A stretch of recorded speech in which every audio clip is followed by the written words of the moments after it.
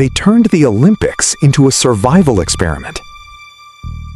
32 men lined up in St. Louis, Missouri to run an Olympic marathon. Only 14 finished. One took a nap. One got chased by dogs for over a mile. The man who crossed the finish line first did it sitting in a car. And the official gold medalist won because his support crew fed him rat poison and brandy. Every one of those sentences is true. This is the story of the 1904 Olympic Marathon.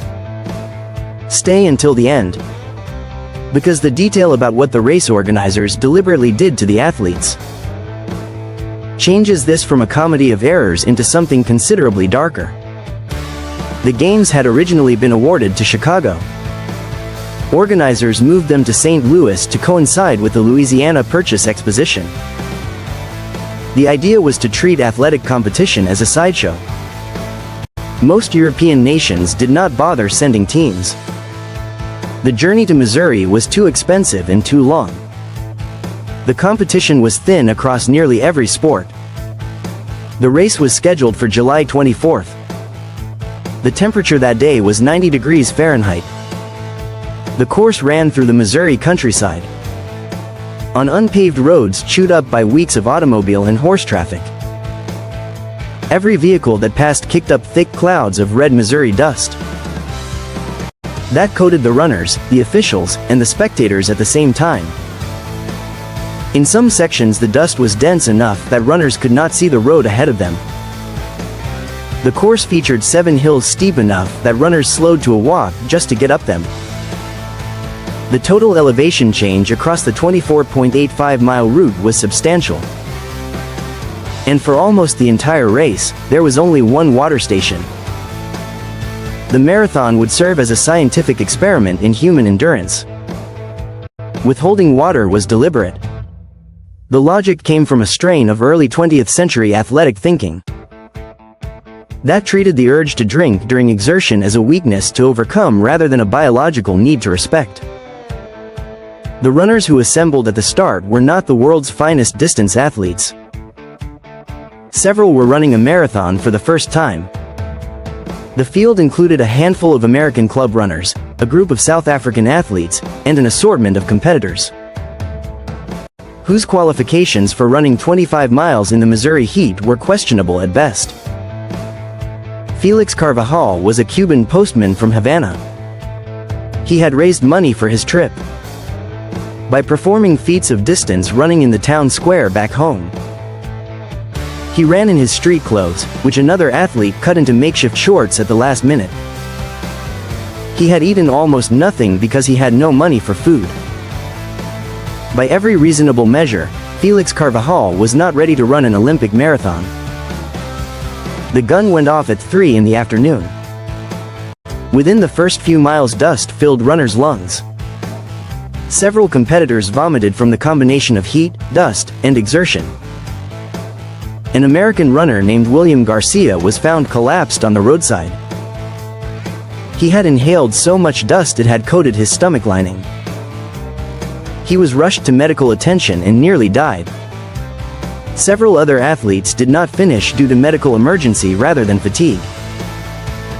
Felix Carvajal, somewhere in the middle miles, spotted an orchard beside the road and made a decision. He ran in, climbed a tree, and ate several green apples. The apples were not ripe. He immediately developed severe stomach cramps and had to lie down on the side of the road until the worst of it passed. Then he got back up and kept running. He would finish 4th in an Olympic marathon after stopping to eat unripe apples from a tree. For most of the race, the leader was Fred Lors of New York. He was running well until around the 9-mile mark, when his legs cramped badly enough that he stopped. A passing automobile offered him a ride.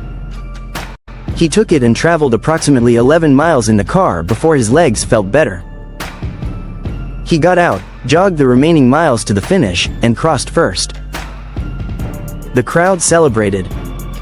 Alice Roosevelt, the president's daughter, was preparing to place the winner's laurel on his head when officials pieced together what had happened.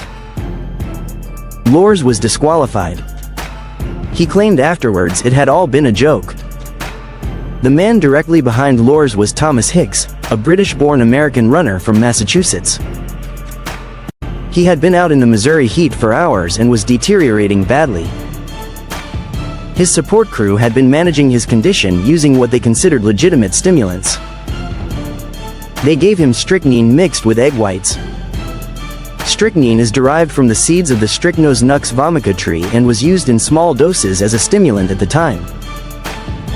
It is also the active compound in rat poison. They followed each dose with brandy and gave him more strychnine as the race continued. By the final miles, Hicks was hallucinating. He kept seeing the finish line in the distance when it was still several miles away. His support crew physically held him upright at points to keep him moving forward. He crossed the finish line delirious, was carried away by medical personnel, and took a long time to recover. Because he had not traveled any portion of the course in a car, the gold medal went to him.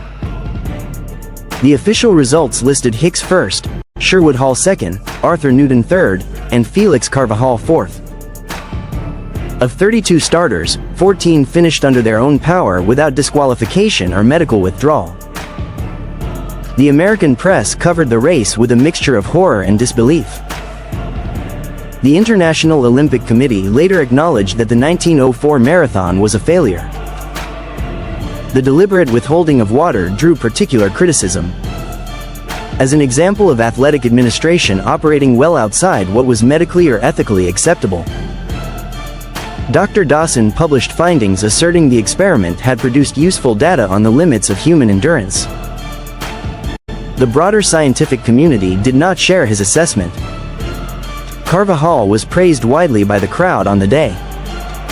The coverage that reached Havana prompted real celebration back home.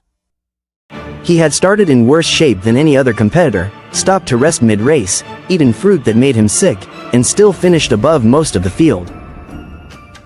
After the games, he went back to Havana. Back to the town square. Back to delivering mail. He ran in his street clothes in both cases. The 1904 Olympic marathon ran for hours under a Missouri sun in conditions no organized road race would permit today. It had rat poison, brandy, a nap beside the road, an orchard, wild dogs, a car, and a Cuban postman who had no business finishing fourth in an Olympic event and finished fourth anyway. Nobody performed perfectly. Several people made decisions that look, in hindsight, somewhere between baffling and genuinely dangerous. And they ran anyway, in the heat and the dust and the chaos. Because the race was there and they had come a long way to run it. That part has not changed. There are more stories like this one that history managed to completely ignore. Drop a comment if there is something specific worth covering next.